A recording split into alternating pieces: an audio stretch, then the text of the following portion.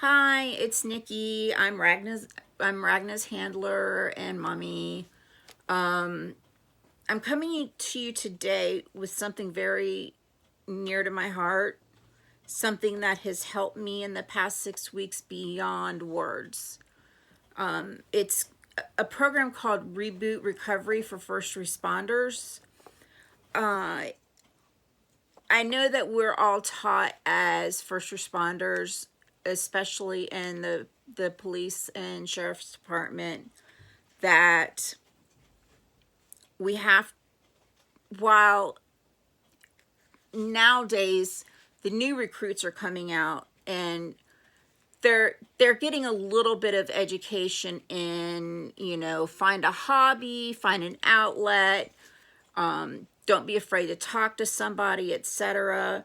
Back when I was working in crime scene, back in the late 90s, anyway, back in the late 90s, it was kind of old schoolish, where you pretty much just shove things in a box and put them in the back of your mind. And I certainly did that. I had my own personal traumas way before I even started working crime scene. And to me, when I started working crime scene, really, nothing really bothered me. I didn't feel, because of some of the traumas I had been through. And it never occurred to me that things were bothering me. There were incidences that, yeah, you, when things do pop off at crime scenes, and it's patrol that watches our backs at crime scenes, which to me, that's the very definition of the blue line, because we literally have our backs, especially outdoor crime scenes. We literally have our backs to everything while we're processing. And there are times that things do go awry.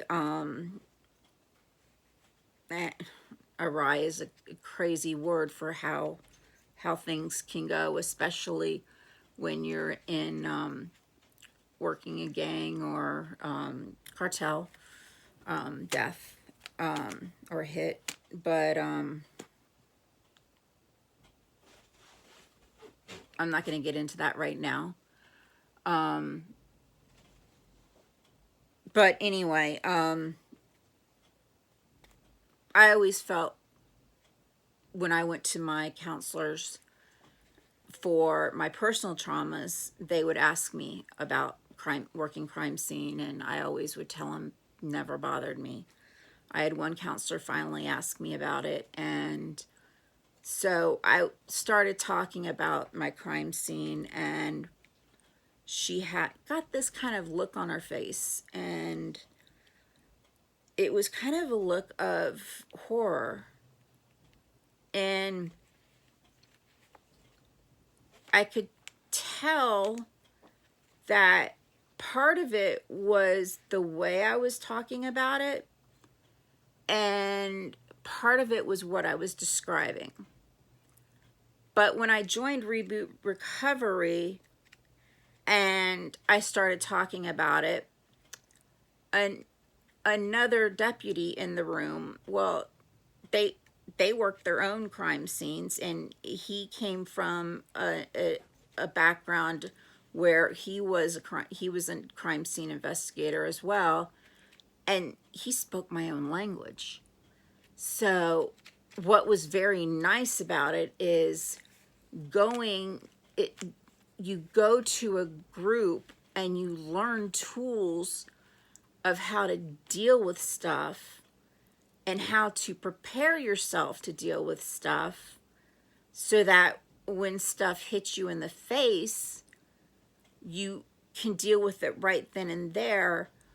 But you're learning with people who already speak your language, and I deal with a lot of stuff with my sense of humor. And I guess a crime scene sense of humor is kind of crazy. Like, somebody, you're looking for an arm, you find the arm, it's got a watch on there, and you're like, Timex, takes a look and keeps on ticking.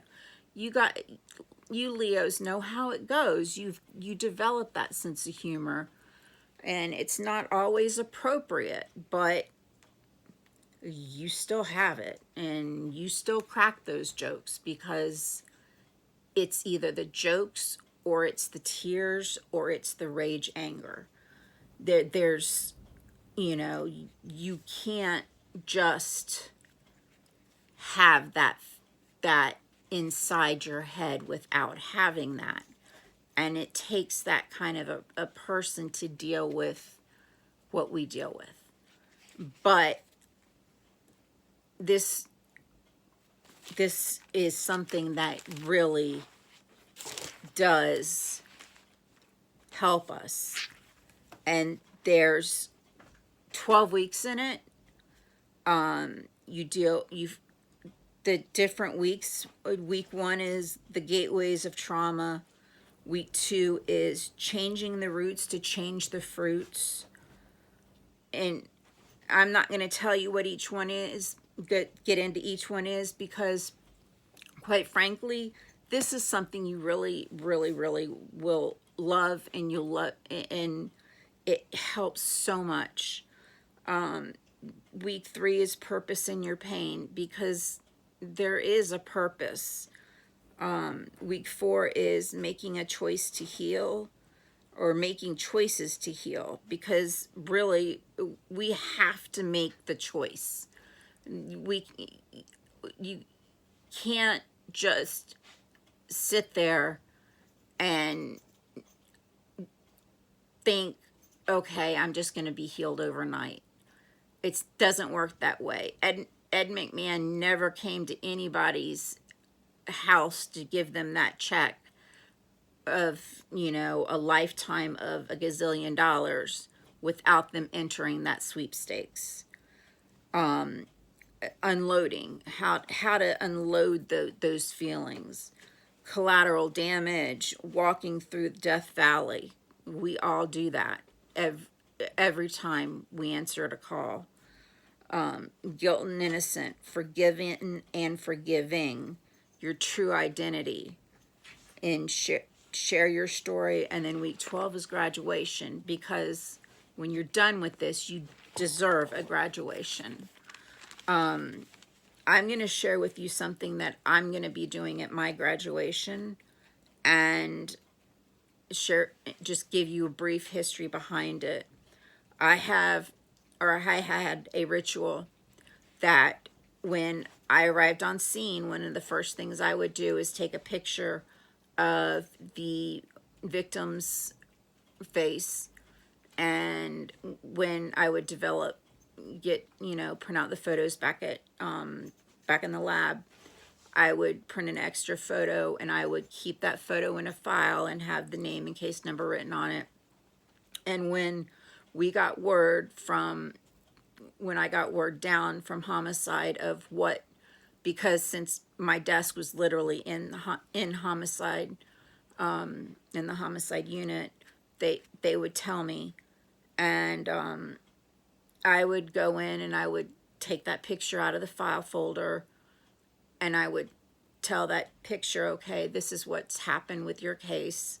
And then I would take the picture, and I had a box that I had drew little flowers on and stuff like that, and I would put the picture in the box, put the lid on the box, take a couple of deep cleansing breaths, turn my back to the box, take a couple of deep cleansing breaths, get my voice as hard as I could, and I would say,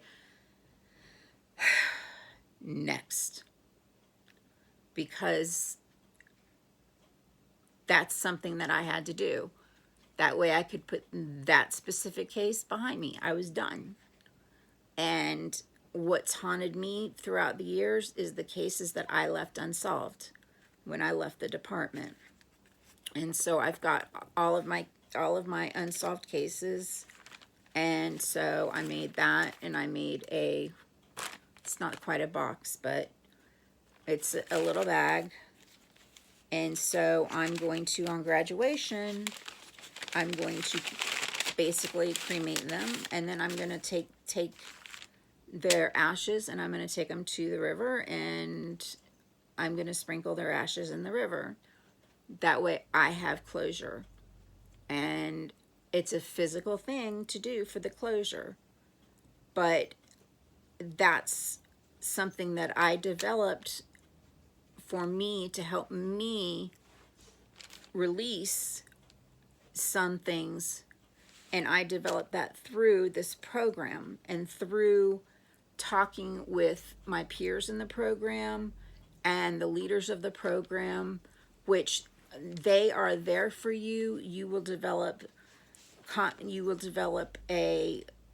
basically a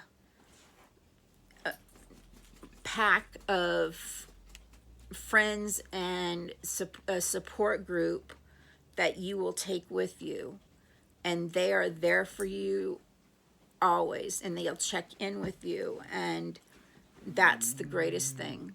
So if you are interested in doing this, I'm going to put the link in the comments, but the link is www.rebootrecovery.com/first responders. You can always message me if you have questions. I would be more than happy to answer anything for you. But taking the first step, go check it out. Feel free to ask me questions. I know it's scary, and to think that, yeah, I need to join a group like this, but we can't do it alone. You have backup on scene. Get backup off scene. Because you know what? None of us should be walking this thin blue line alone. You don't hold it alone. So you know what? Don't hold it alone at home. Thin blue line, thin red line. This is for police officers, EMS workers, firefighters, dispatch, 911 operators. You got any first responder. That's who this is for. So, corrections officers, don't think that you've got to hold this alone. And there's a separate one for military. So, and it's, if you message me, if you're military and watching this, message me, and I will get you the link for the military one. I apologize, I don't know it off the top of my head. But please, definitely consider this. And I hope you guys have a wonderful day. Stay safe. And just know that while you guys are taking a bunch of crap out there, there's more people that have your six than don't. So stay safe. Love you guys. Love all my brothers and sisters. Take care.